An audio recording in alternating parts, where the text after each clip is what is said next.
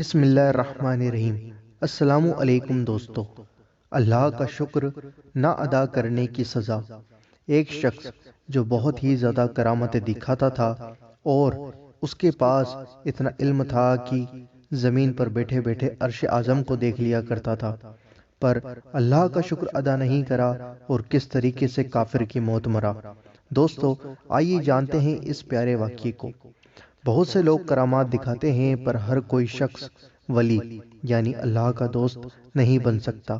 ہر وہ شخص جو کرامات دکھاتا ہے ضروری نہیں کہ وہ اللہ کا ولی ہو اور اس کا خاتمہ ایمان پر ہو۔ بہت سے لوگ نفس شیطان کے بہکاوے میں آ کر کچھ غلط کام کر بیٹھتے ہیں اور اپنا ایمان کھو دیتے ہیں۔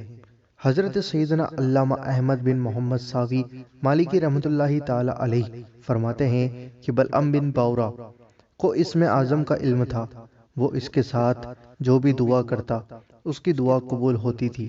اس کی روحانیت کا یہ عالم تھا کہ وہ اپنی جگہ پر بیٹھ کر عرش اعظم کو دیکھ لیتا تھا۔ آخرکار شیطان کے بہکاوے میں آ کر وہ کافر کی موت مرا اور اپنا ایمان اس نے کھو دیا۔ دوستو تفسیر روح البیان میں ہے، بعض انبیاء اکرام نے اللہ تعالیٰ کی بارگاہ میں عرض کی، اے اللہ، تو نے بلعم بن باورا کو اتنی کرامات عطا فرما کر کیوں اس کو ذلت کے گھڑے میں اتار دیا؟ اللہ تعالیٰ نے ارشاد فرمایا، اس نے کبھی میری نعمتوں کا شکر ادا نہیں کیا۔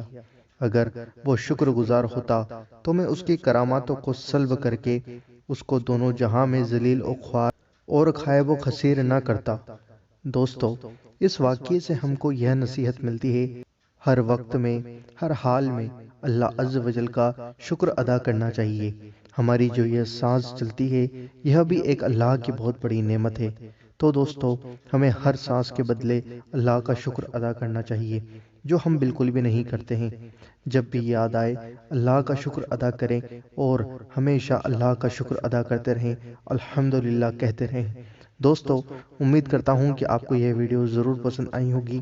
اس ویڈیو کو دل سے لائک ضرور کریں اور اس ویڈیو کو زیادہ سے زیادہ آگے شیئر کرنے کی ضرور کوشش کریں۔